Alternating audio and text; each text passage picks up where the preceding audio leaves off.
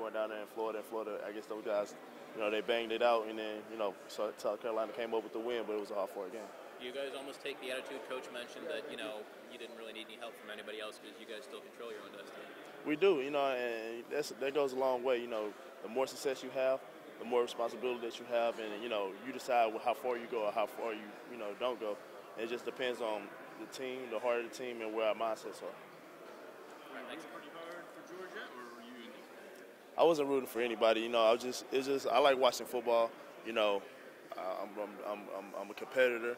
I'm close with other teams, players on other teams. So it's just a better man wins. Same thing with us. When we go out there, at the time we're not friends, but afterwards we're friends. We can laugh about things, and we can talk about what we're gonna do and later on. But other than that, it's a business, and it's kind of like a more so of just being competitive. So.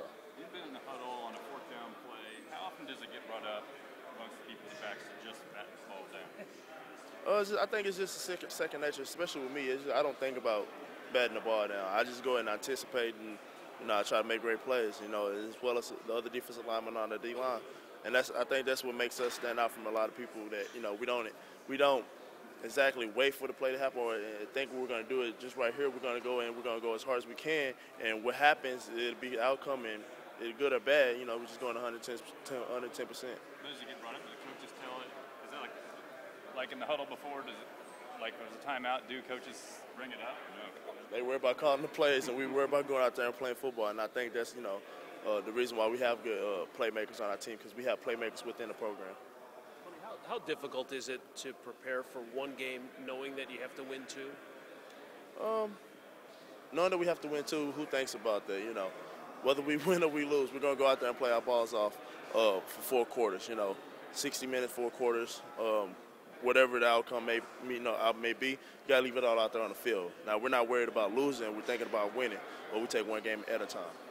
What have you seen on tape from Ole Miss that makes their offense impressive? I think the last 3 weeks they've set some type of school record, whether it's points or yards.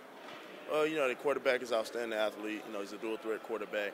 They got running backs, tailbacks, receivers. They can, get the ball. They got some jet guys, fly sweep.